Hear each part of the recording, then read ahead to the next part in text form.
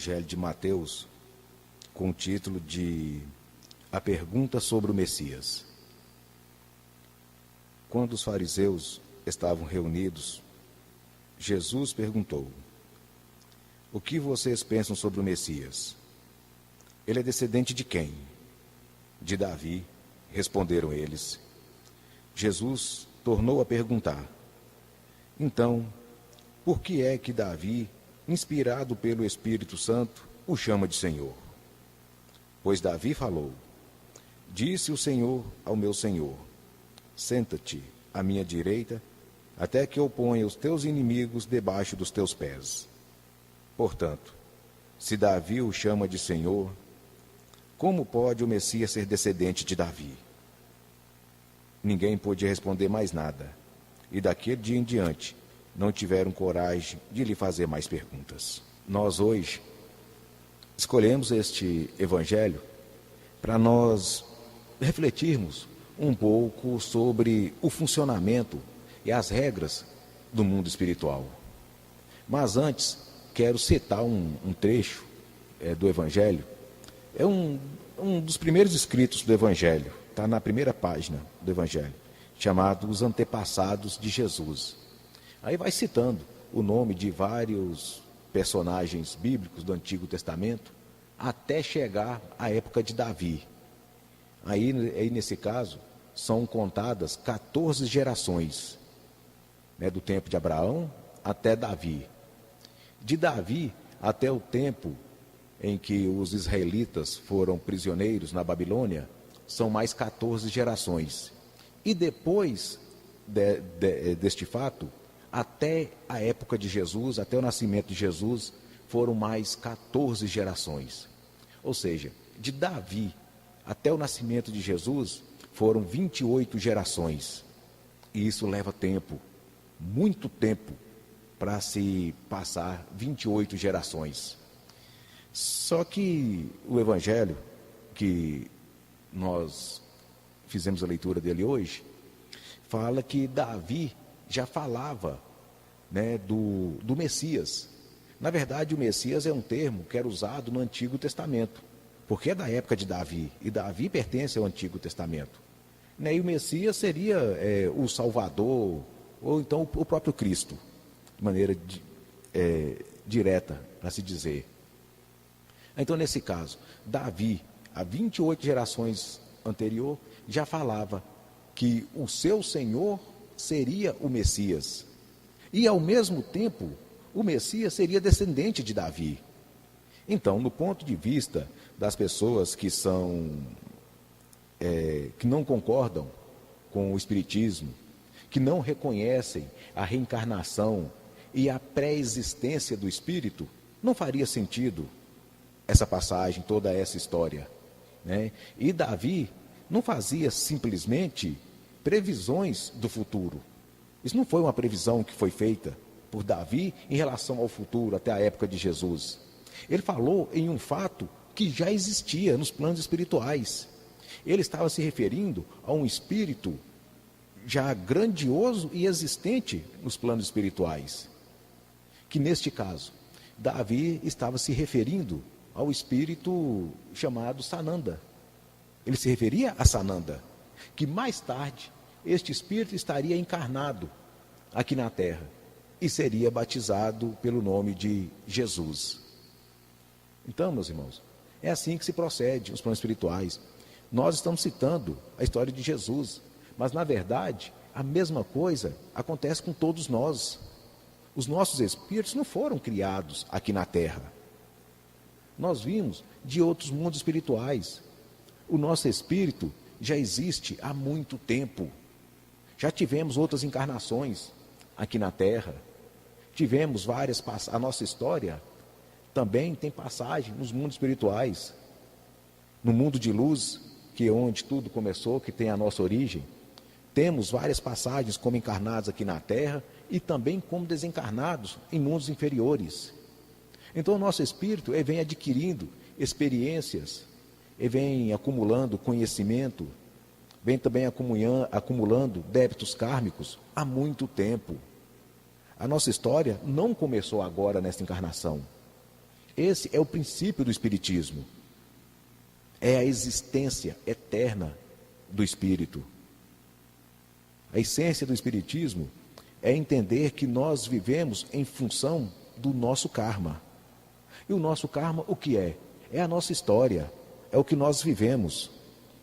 O nosso karma é o efeito, é o resultado das nossas boas ações, dos nossos atos positivos, juntamente com os nossos débitos, com os nossos erros, com as nossas falhas.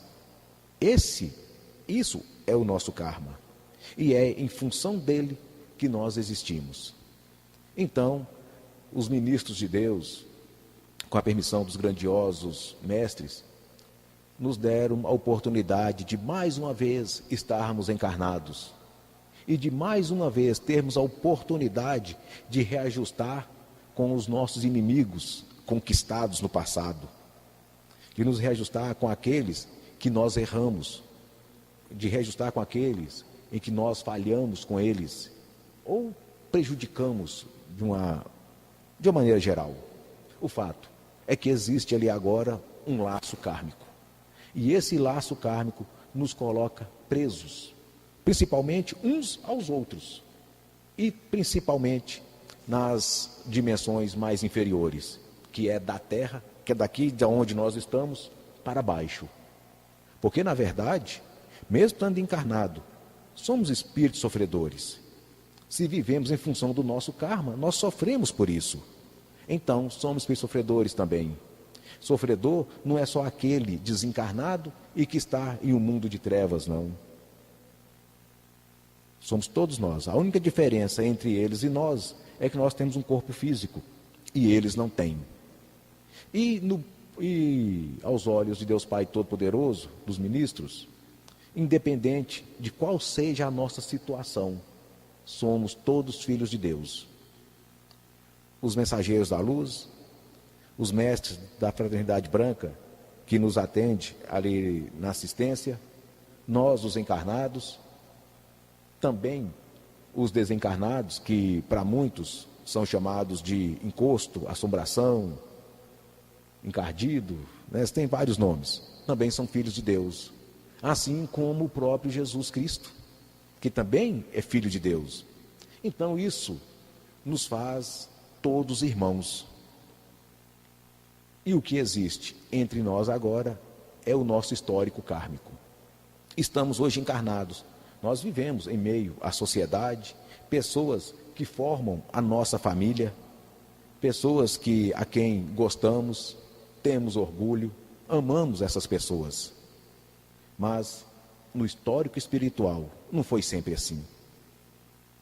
Há no Evangelho várias passagens que acredito que todo mundo conheça essa, que Jesus diz que chegará um dia que pai se voltará contra filhos, filhos contra pais, irmãos contra irmãos. Se refere a isso. Se refere ao histórico kármico de cada um de nós. Vamos desencarnar. E no ponto de vista espiritual, muito rápido, muito logo, se passa uma encarnação. É muito pouco tempo. 80 anos, em média, vamos colocar 80 anos. É muito pouco tempo diante da eternidade de um espírito.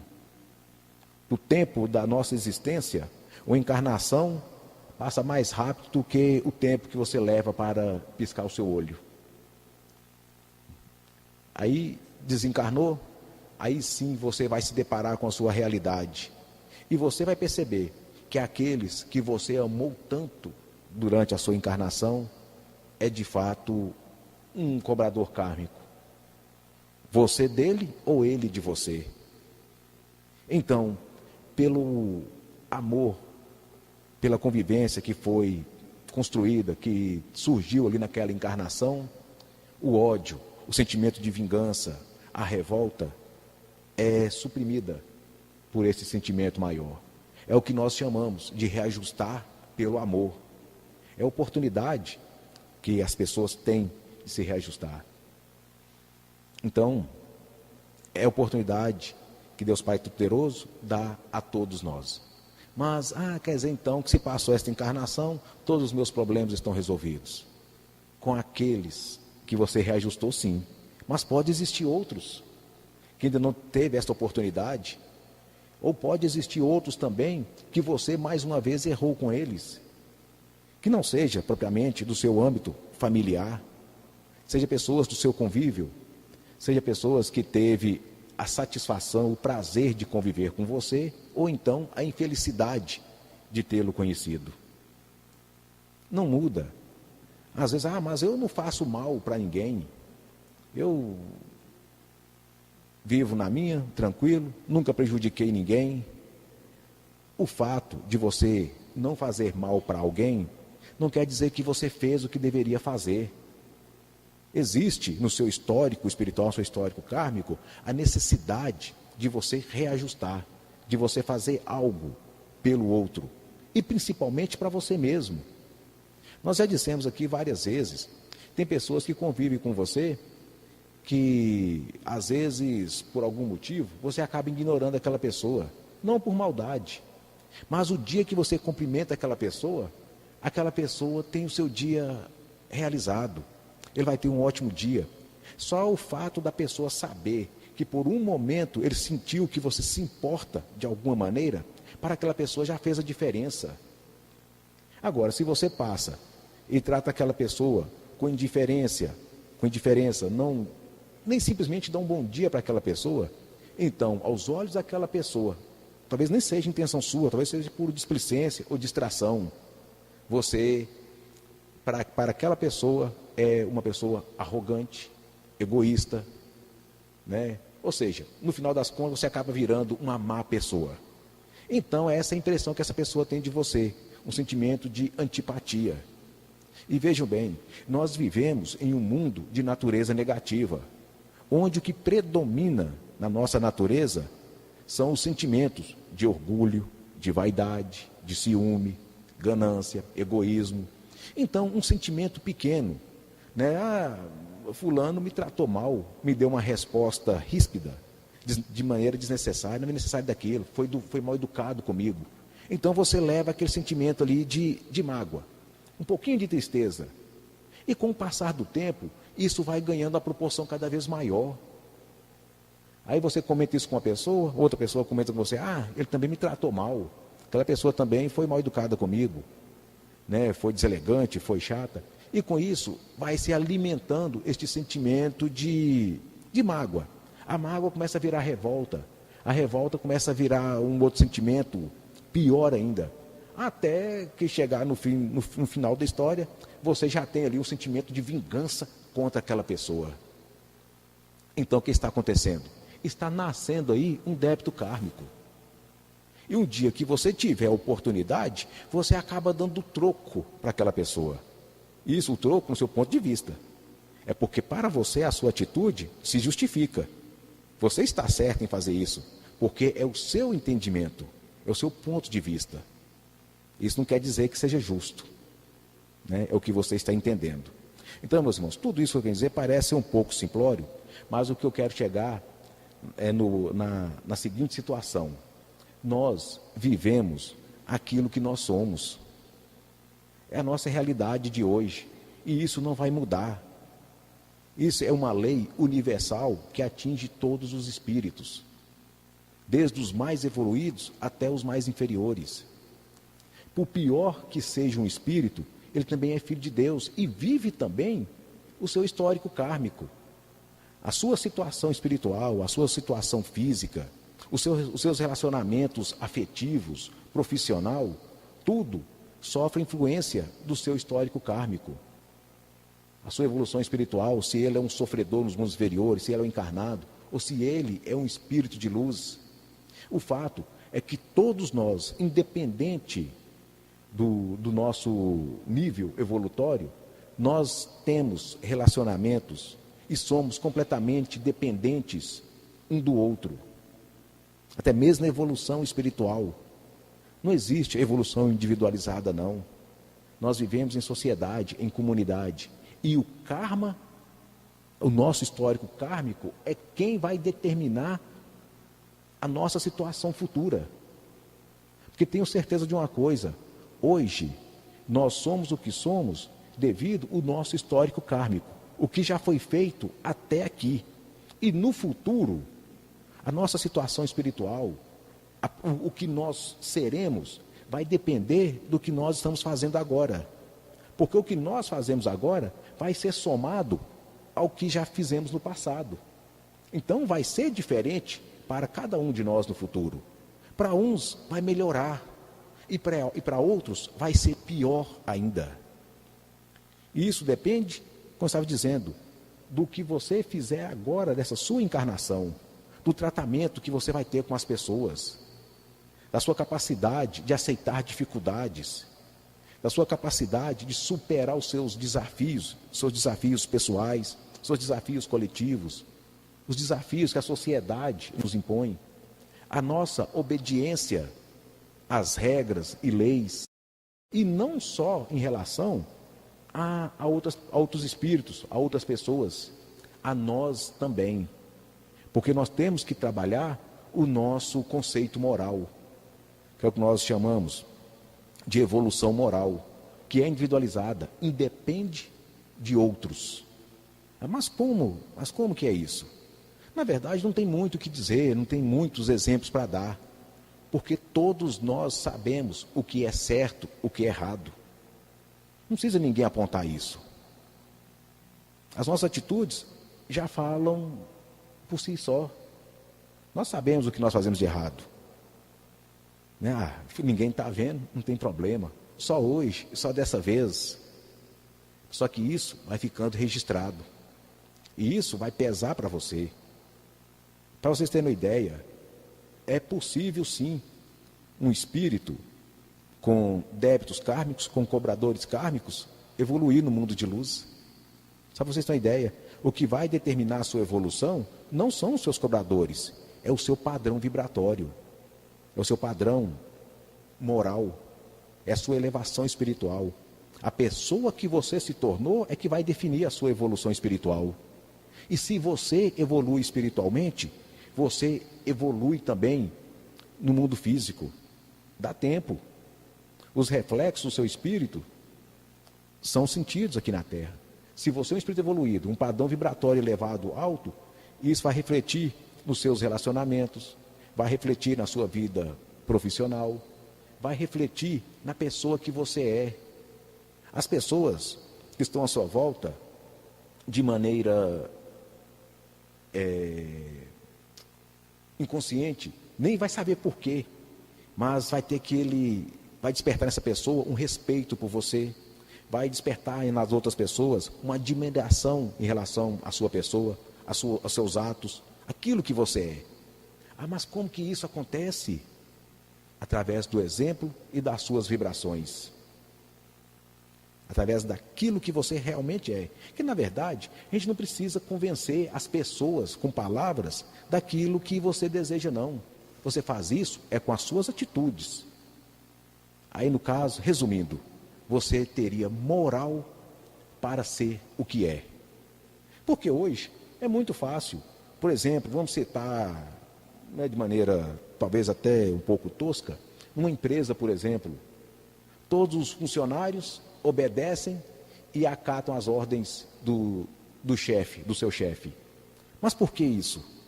Porque ele é o chefe, né? E você foi contratado e pago para isso. É uma coisa. E dentro dessa mesma empresa, tem outra pessoa que talvez não tenha o mesmo nível de hierarquia que o seu chefe, mas você segue os exemplos daquela pessoa, você passa a admirar aquela pessoa. Então você, de maneira interna, considera aquela outra pessoa mais seu líder do que aquele outro chefe. Ele é chefe pelo título, pelo posto. O outro não, é pela condição moral. É pelo o que ele faz, pelas suas atitudes.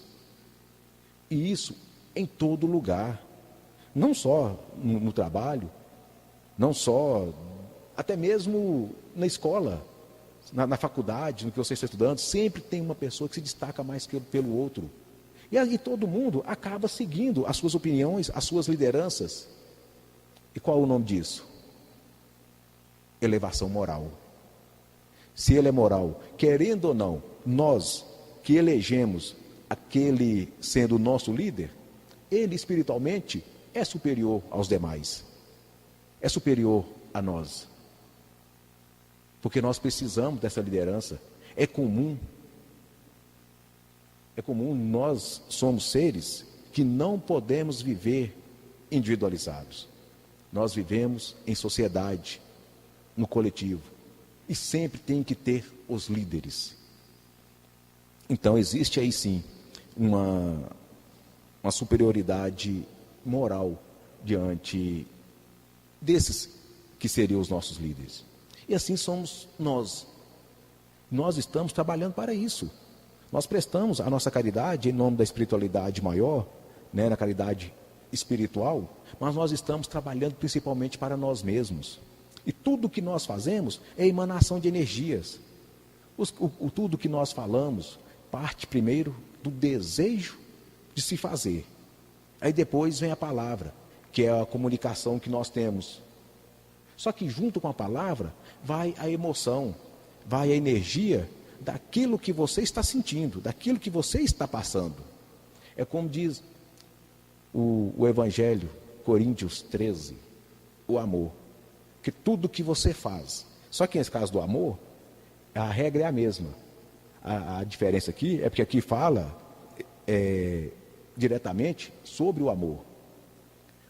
Se você está falando, seja lá o que você estiver fazendo, se não tiver amor, o que você está falando, não vale nada.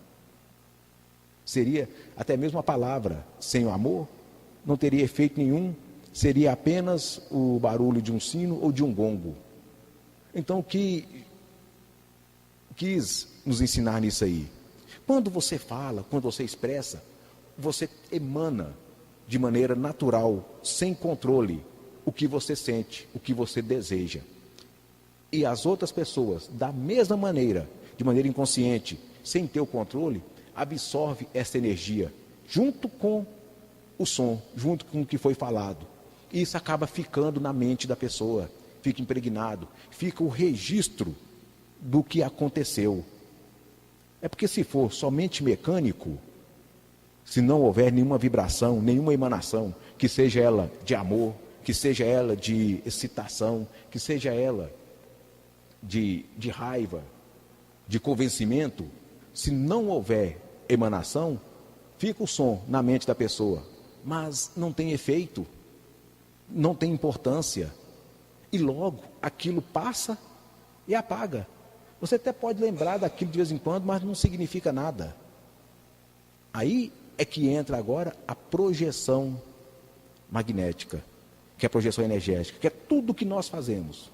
É por isso também, vejam bem, o Evangelho é perfeito, ele é todo codificado, e nos ensina tudo. Depende do ponto de vista em que você o olha e o analisa. O amor já fala sobre isso. Esse trecho do amor, essa carta aos Coríntios, fala sobre isso. Tem que ter emanação, tem que ter o desejo de se transmitir aquilo que você quer que as pessoas recebam. E já tem também um outro texto do Evangelho, esqueci o título, mas eu vou dizer que Jesus diz que o que faz mal não é o que entra pela boca, é o que sai. Porque o que sai pela sua boca, sai de dentro do coração.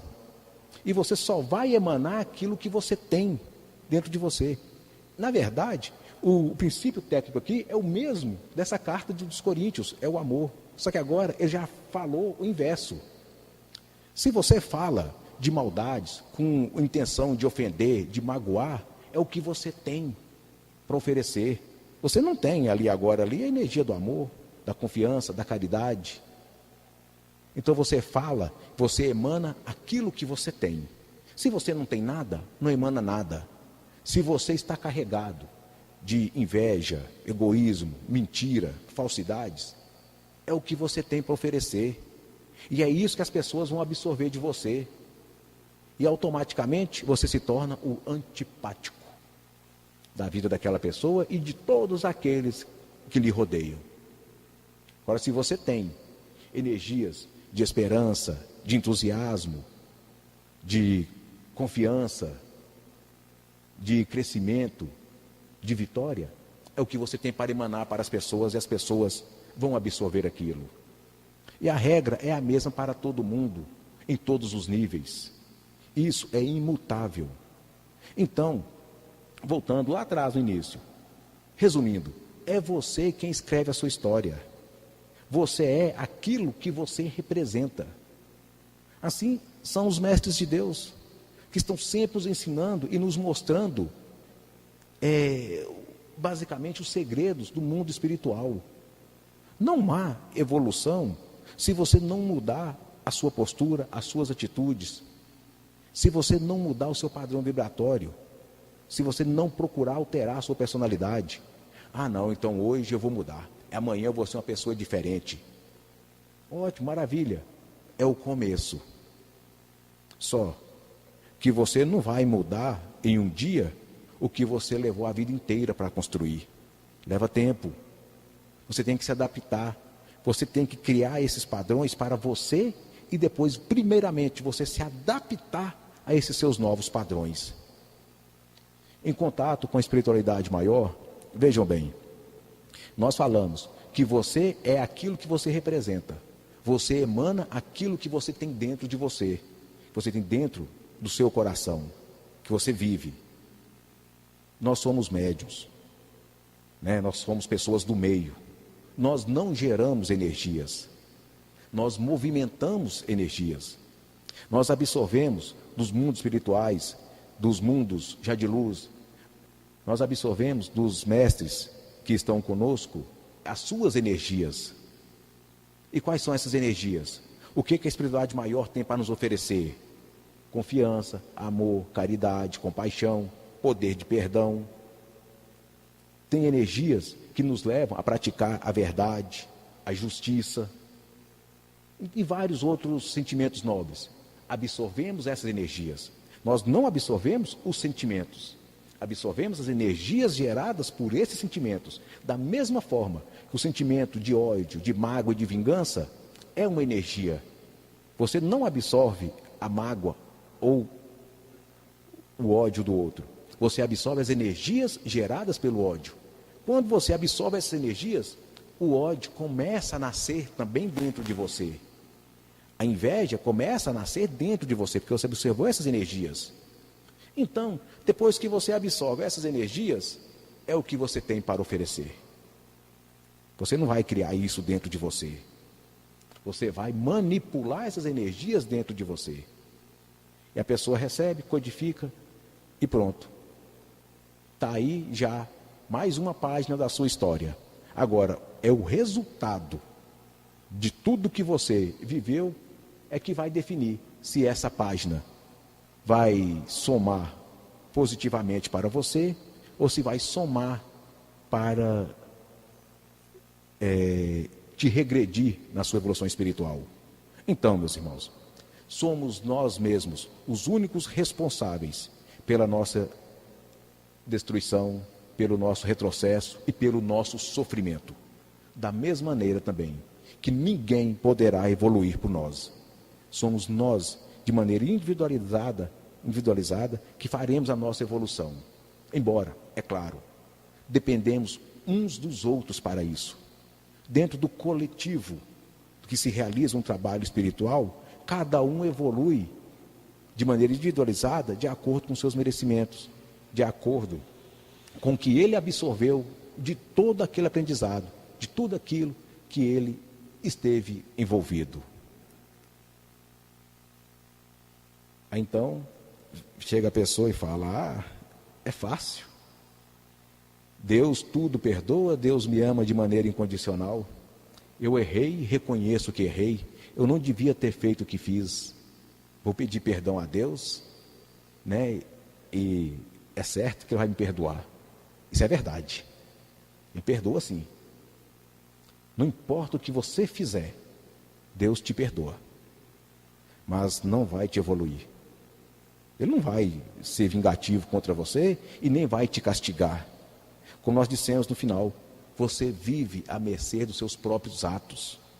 Deus, no iniciozinho, não sei se vocês lembram, eu falei que somos todos irmãos, somos todos filhos de Deus. Desde o nosso Senhor Jesus Cristo, a Mãe Santíssima, aos nossos irmãos encarnados, até mesmo o pior espírito submundo, também é nosso irmão. E isso faz dele também um filho de Deus. Independe da condição de cada um. Se eu fiz algo errado, se eu maltratei, se eu enganei, se eu roubei, se eu traí um dos meus irmãos, então eu fiz isso com o Filho de Deus. E eu, querendo me livrar de toda a situação, peço a Deus que me perdoe. Como eu disse, perdoado eu já estou, mas Ele não vai me perdoar pelo outro que foi minha vítima, né? Por aquele outro que foi enganado. Senão não seria um Deus justo, estaria sendo injusto com o outro. Então eu é que tenho que me acertar com Ele. Eu que lhe peço perdão ou recompenso a Ele o prejuízo que lhe causei, ou então que Ele seja melhor do que eu. Ignore as minhas fraquezas e a minha ignorância e me perdoe sem precisar eu fazer nada. Aí Ele foi melhor que eu, me perdoou e talvez não tenha mais nada que o prenda no mundo, neste mundo inferior, e ele possa seguir ali a sua evolução. E nada também impede que nós possamos perdoar aquele que tem nos ofendido. Não é o que nós falamos toda vez, todo dia praticamente, para aquele que faz a prece do Pai Nosso? Nós não falamos que estamos prontos a perdoar a quem nos tem ofendido? Na verdade, o perdão não é bom somente para aquele que é perdoado, não. É melhor ainda para aquele que perdoa. Porque quando você quer se vingar de alguém, você vive em função disso. E a sua evolução espiritual está atrasada e parada por causa disso. Nós já falamos sobre isso várias outras vezes. Foi somente para lembrar deste fato. Não guarde mágoa em seus corações. Não vivam o retrocesso. Evoluir o seu espírito. E para isso, absorva o que os espíritos que já evoluíram têm a nos oferecer. E siga os seus exemplos. Primeiramente, comece a absorver as energias dos sentimentos nobres que eles têm. E aos poucos, isso vai transformando o seu íntimo. E você passa a ser uma fonte de coisas boas para serem distribuídas para outros. E não uma fonte de veneno que só vai causar sofrimento para o outro e principalmente para você. Porque quem vai ter que pagar a conta é você. Mas graças a Deus,